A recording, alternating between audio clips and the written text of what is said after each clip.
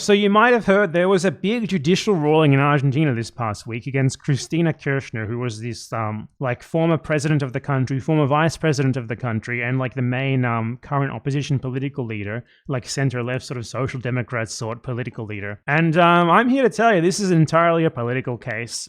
The point of this case was to prevent her from running in the future because they know that if she runs for president again, she'll probably win. So she was convicted by a panel of 3 judges. In Argentina, Argentina has a political judiciary in the same way that the Supreme Court in the US is extremely political. If you see a Supreme Court decision in the US, you're not going to think, okay, this decision was made neutrally. No, you're going to think, okay, everyone knows these judges have political allegiances and they vote along the lines of their political allegiances. The Argentine judiciary is the same at all levels, especially because there is almost no jury trials.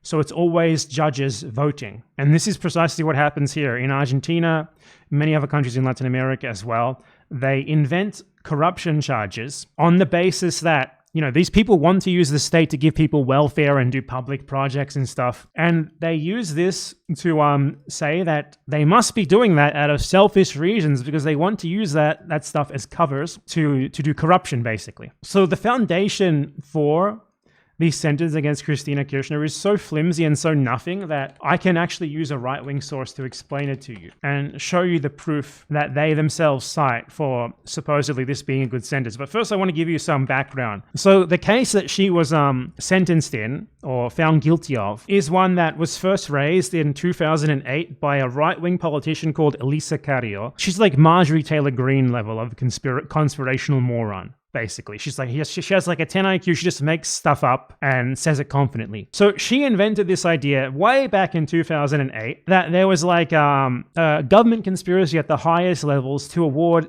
construction contracts to that businessman who was a friend. So she made that up in 2008. Then 8 years later, the right wing finally wins an election in Argentina, only because Cristina Kirchner didn't run, basically. And suddenly, immediately, the supposedly independent judiciary begins a prosecution against Cristina Kirchner for this case. The case that was made up 8 years earlier by the Marjorie Taylor Greene equivalent of Argentine politics. Very weird, right? How this supposedly apolitical judiciary, definitely not political at all, suddenly starts investigating and trying to prosecute her for this supposed case. The second they themselves are in power, it's almost like it's not apolitical at all and the executive controls it. This is a big problem as well, that the right wing in Argentina actually does do corruption. Really proven corruption. Mauricio Macri, who was the former president who is the one who this case began under, he bought the state mail service in the 90s when it was privatized and sold the concession was sold to a private bidder to run it. He bought that because he's obviously a billionaire businessman from his daddy's wealth, and his dad himself got his wealth from doing government contracts with a fucking dictatorship. You can't make this shit up. But he bought the mail service and he bankrupted it, and now he owes the state tens of millions, hundreds of millions of dollars for that. He hasn't paid it back. So he's an actual corrupt guy who's starting a politically charged case accusing the other side of being corrupt. And his case is a really open and shut one with endless evidence. In this case, their supposed proof against Cristina Kirchner is almost nothing. So I'm going to show you, this is a far-right newspaper in Argentina that believes 100% in this verdict. And I am going to show you precisely what they themselves consider to be compelling proof here, because they themselves made an article that they say provides all the proof that you'd ever need that this is not just a made-up bullshit sentence. So let's see. So just before, I'll give you an outline of what it is. The allegation is that in the province of Santa Fe, there was this businessman named Lázaro Baez, and he got a lot of construction concessions from the provincial government there. And they are saying that Cristina Kirchner is the one who organized this for him, and also she herself somehow profited from it. Two problems with the whole narrative here in the first place is that it's the provincial government that gave these concessions, not her. She was the national government. The national government would earmark funds to Santa Fe, and the concessions for those public funds would then be decided by the provincial government of Santa Fe, not by her. So there's no proof that she had any involvement in anything that happened there, even if it did happen. Nonetheless, because she happened to be president at the time, they're blaming her for it. So let's check out the incredible proof. Surely, there must be some sort of smoking gun here, some sort of like direct proof rather than just inferences and circumstantial evidence, right? So she was convicted of fraud, only of fraud, right, and not for being a leader of a criminal organization, though the prosecutor really wanted to convict her for that. But there's literally no evidence at all of her being directly involved in this. You can read their own articles here presenting the supposed proof, and you see. First, the main proof that they provided is just a presidential decree. A presidential decree that gave funds directly to the National Highway Administration for public works, removing bureaucracy and allowing it to streamline the payment process for like contracting public works, and giving the general manager of the National Highway Administration more discretion to use the funds. According to them, that decree alone is evidence that she was a participant in this scheme, if it even existed. She passed basically a government decree to facilitate the construction of public highways. That's their main piece of evidence. She passed that decree. That's literally it. You see, it's all narrativizing, right? If you actually look at the evidence they provide in of itself, it's them creating a narrative around this rather than that itself being bad. Like, there are billions of reasons why someone would do that. Maybe she wanted to construct more highways. Maybe that's the reason. But no, actually, it was all part of a scheme to benefit one specific businessman in one specific province. That's all. That was the reason for it. That's their evidence. In addition, Cristina Kirchner authorized her Secretary of Public Works, Jose Lopez, to make modifications of the trust, allowing for the discretionary use of funds. Yeah, she wanted public works to happen. That's literally was her entire platform. I'm gonna be in the government. I'm gonna do things. I'm gonna build stuff. I'm going to help people with public funds. Yes, that is literally her entire government platform. And the evidence against her, I shit you not, is she came to power and she passed laws to make the government able to spend more money freely. This is like the main evidence that they lead with in this right-wing newspaper that is explaining to you the supposed evidence against her. Like, the very beginning is she passed laws that facilitated public works, basically. And that in of itself is supposedly evidence of there being some sort of corruption. And they say that because Lázaro Báez, who is one of the businessmen who got a lot of contracts as a result of this in the Santa Fe province, because he was friends with her now dead, previously dead actually, husband, that in of itself is proof that she had some sort of involvement with him, and she gave him contracts and made him rich as a result. To be clear here, we're talking about, again, the province of Santa Fe. She was the national government. The solicitations and stuff like the bidding process for public works in Santa Fe was not done by her. It was done by the government of Santa Fe, by funds earmarked by the Congress. So this is essentially all narrative. It's inferences coming from nothing. They say Lázaro Báez built like a construction empire off public government contracts. I mean, okay, so how is that in of itself evidence of they're not just being corruption, but Cristina Kirchner being involved in it? There's nothing there. It's all like inferences. It's like they see something that happened and then they say, this must be because of this. And this is taken as judicial proof in Argentina because it's a trial by a panel of judges, and the vast majority of them are always right-wing. One, the judges said that part of the money that Lázaro Báez apparently made through public works contracts was redirected to the Kirchners, which is being investigated in another case that is still pending trial. So how they can say that so confidently, who knows, given that it hasn't even been investigated yet. And they say part of the money distributed by the state was ultimately destined for the former president's family businesses. The interesting thing about that is that there's literally no evidence of that. There's no evidence of any of this money ever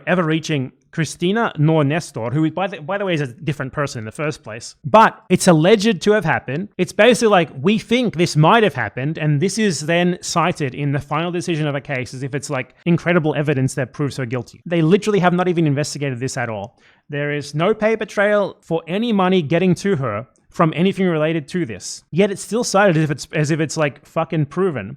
If it was proof, if there was proof, what you would say is you would say, bank records show that like a trail of money went from this guy to her.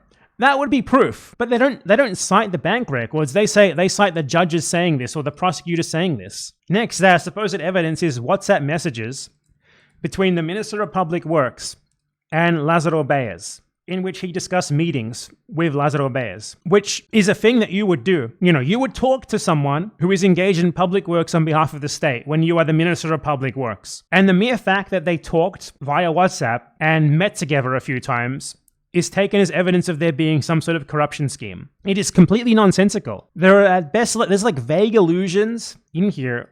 They never actually show you anything. One thing that you can tell how there's so little evidence here is, to give you an example, like in the prosecution of Lula in Brazil, when we wanted to prove collusion between the judges, we showed the WhatsApp messages, right? Like when you say this is proof, what you would show is the proof. You would show the supposed incriminating messages. You wouldn't say the messages exist. What they're saying here is there's messages, they definitely exist. We're not going to show you them though. Like there is literally nothing. The article is literally, it's titled, "This is the proof that justifies the guilty verdict in this case." And you look at it and there's actually no proof. There were WhatsApp messages exchanged between a businessman and the Minister of Public Works, which is something that you would expect the Minister of Public Works to do. We swear there's something wrong in these messages, but we're not going to actually show you the content of them. We're not going to point to any of them in particular. Like the only direct messages, that they cite is a message between the Minister of Public Works and his deputy, in which they refer to Cristina Kirchner as the boss. Yes, she was the president. She was the president. She was the president. She was literally his boss. That's why they called her the boss. Great evidence. And then they said that more evidence, apparently, is that the businessman in question left some unfinished projects, and this is something that happens all the time. So there are unfinished public works projects. Ergo, there must be some sort of like massive corruption ring here that Cristina Kirchner is involved in, even though this is like 5 levels under her. It's an article titled, "Here's the proof," and they don't actually show you a single piece of proof. Like a piece of proof is not what they're showing here. The only actual document and like chat message that they cited, like there's 2 very general decrees facilitating public works. And there's like a single WhatsApp message where Cristina Kirchner is called the boss by one of her ministers, who she is literally the boss of. That's the actual evidence. The rest of it is all narrativization. The rest of it is all inference. It's nothing. For an allegation of corruption or fraud, you would expect it to be like bank records, to be like clear evidence in their communications, not just this person under this other person had a meeting with this other person once. Not just, they passed a decree that I think maybe facilitated this other thing. And that's all that the evidence is, because it's all totally politicized. There's literally nothing here. You ask anyone to give us like a single piece of remotely direct evidence in this, and it's nothing. It's all narrativization. It's like the sort of like story that a YouTuber would tell, like one of those YouTubers who tell stories in funny voices, like, "You're never going to be able to believe this insane, scary story that I have for you today. Some hikers went missing last week, and I'm gonna tell you what I think happened. Perhaps they were abducted by the Sasquatch. I have no evidence of this, but what if they were?" Imagine that, except a judicial case. That's what this is. That is the level of proof in play here, and it's fucking ridiculous. Not just that it happens, that people buy it. And the reason why this was allowed to happen is that they should have done this to the right wing. But the right wing does real corruption, so they should have done this. When they were in power, they should have done this. Put fucking Macri in prison. Put all these fuckers in prison. Put them away forever. Too soft. Put them away for fucking ever. Because they're going to do it to you the second they take power. So why don't you? There are real corruption cases to be made against, like, because, you know, the businessmen, the rich, like, corrupt businessmen like Mauricio Macri, who I brought up earlier, who literally got rich off his daddy collaborating with the dictatorship, and then his daddy gave him his money, and then he himself stole from the state on multiple occasions in ways that are clearly evidence way more than this, because he's the one who literally did it himself. He should be in jail.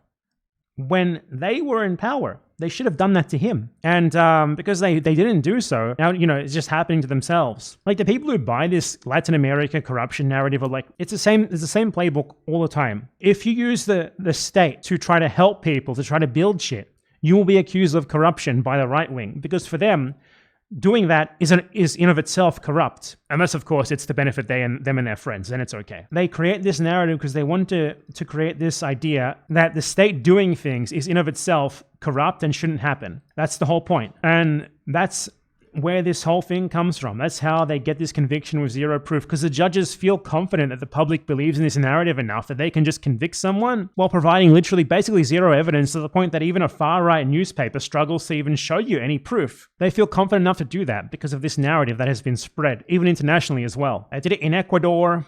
They tried to do it to Lula, and now they're doing it here to Cristina Kirchner, who isn't a great politician, but she is sure as hell better than fucking Milei and Macri and these other fuckers. Less corrupt than they are as well. Like, Milei took power and immediately gave high-ranking positions to all of his family members and then immediately raised their salaries by like 5 times. That's a clear evidence of corruption. Not this. There's fucking nothing here. It's all inference. Like, literally the narrative here, if I was to summarize it, like in a couple of sentences. Cristina Kirchner facilitated public works projects. There was one businessman in one province who got a lot of public works projects as a result of this facilitation. Once, this businessman, who was working on behalf of the state, met with the Minister of Public Works to discuss public works. Also, once the Minister of Public Works referred to the president, who was his boss, as his boss. Therefore, clearly there was a corruption scheme here, and Cristina Kirchner needs to be sentenced to not being able to run for public office ever again for life. Because that's the whole reason why they did this. That's the whole reason. The part of this sentence that matters is that